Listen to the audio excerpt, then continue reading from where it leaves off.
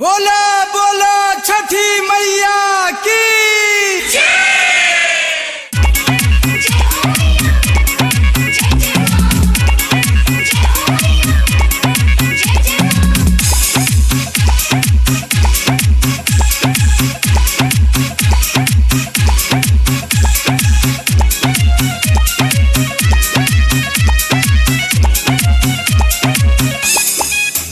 भइल घाटे पर जाए के बेरा बलम लाइल बानी ना देवरी केला बलम।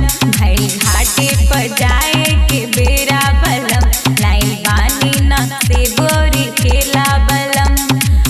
रौरे बोली का पहिर के देव हम अरघिया तो नया साड़ी के फिरने देरी जानी कर धनिया तो सेवरी केरा के फिरने अबेरी जानी कर धनिया दौड़ उठा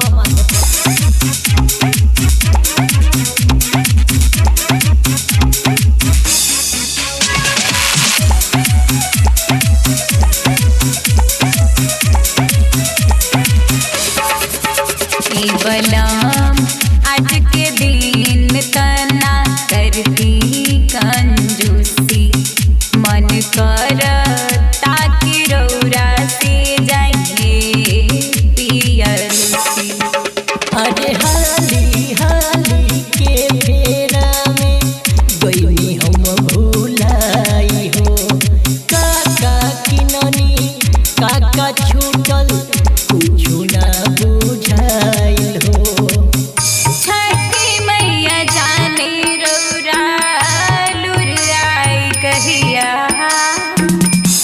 तो नया साड़ी के फिरने देरी जानी कर धनिया तो सेवरी केरा के फिरने अबेरी जानी कर धनिया।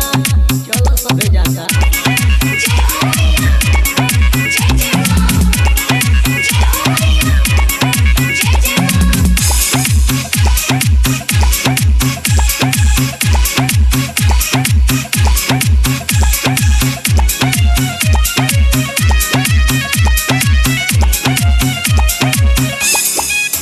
गोलू अंदे अजहर देवरू के दे रहती भेजाई कम से कम सब सामान हर खा के जाइत आई। अरे छोटी माई माफ करी है लइका के नादानी हो ए मोरे जाने अंजलि लावा पानी ले तनिका नहाई हो। सोनू पिया जल पोल्हाई जाई फिर बदरिया तो नया साड़ी के फिरने देरी जानी कर धनिया तो सेवरी केरा के फिरने अबेरी जानी कर धनिया। आ जौन सामान छूट गइल बा अर्घा के बेरा ले आ दे।